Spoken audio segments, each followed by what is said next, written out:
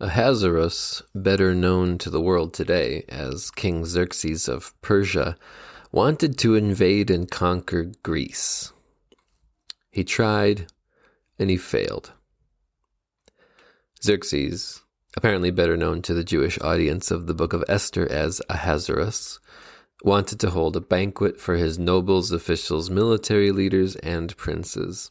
Maybe in order to plan his Greek invasion, maybe to lick his wounds after his failure. Either way, the party was a great success. It lasted 7 days straight. On the last day of the party, Xerxes was in high spirits from wine, and he sent for the queen. She had been hosting her own party for the women of the palace. Queen Vashti was beautiful, and Xerxes got it in his head while at his party for all his bros that it would be a good move to summon his wife, or his best one anyway, and show her off. This also failed. Queen Vashti wouldn't come. Xerxes, still drunk, was now furious also. He called his closest advisors and asked what should be done about his queen's disobedience. An example needed to be made of her, lest other noble women get it into their heads that they didn't have to obey their husbands.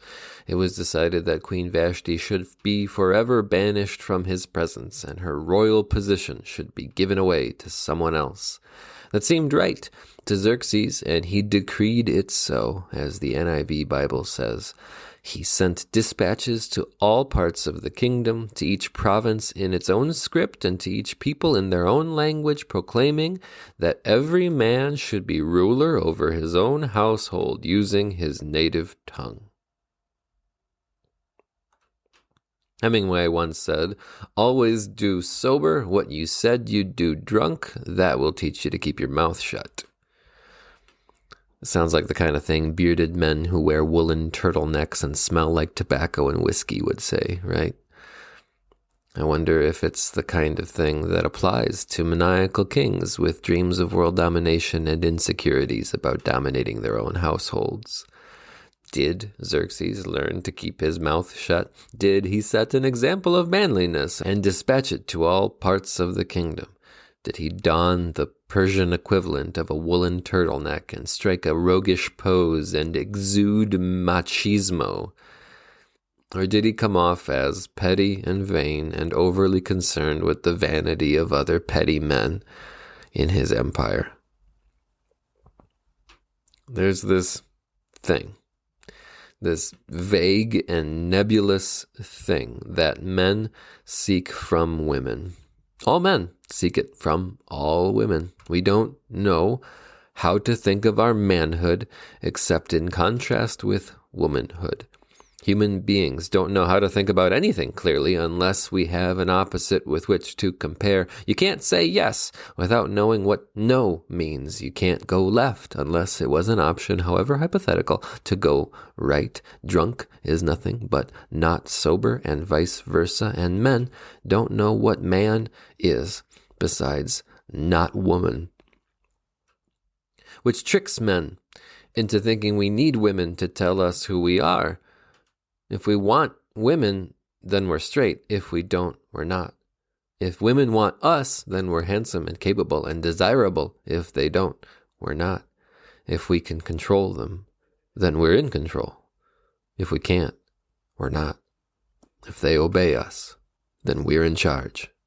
If they don't, we're not. But woman isn't the opposite of man.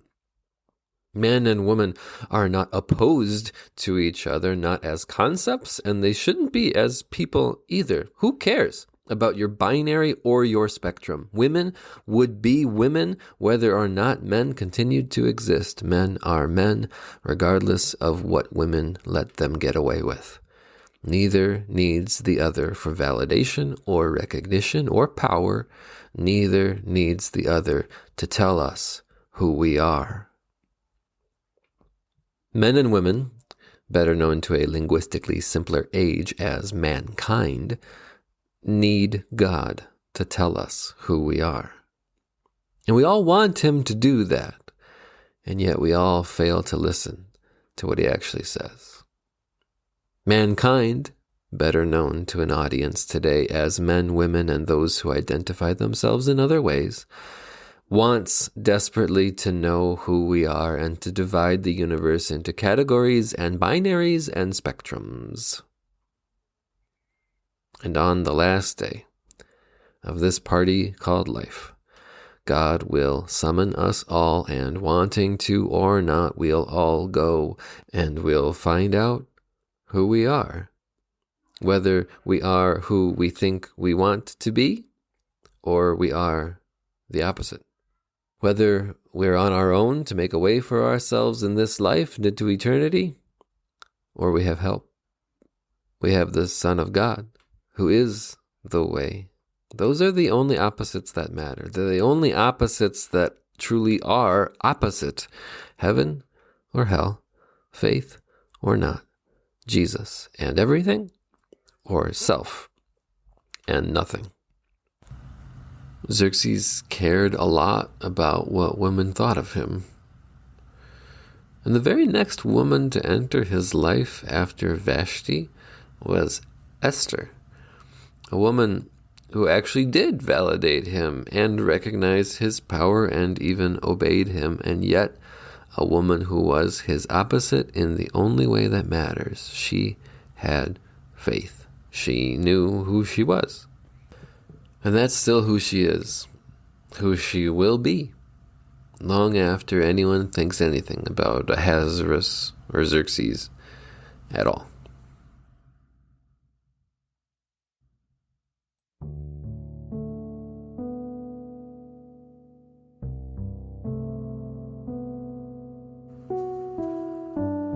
You and I are dust and breath, loved by God, bought by Jesus.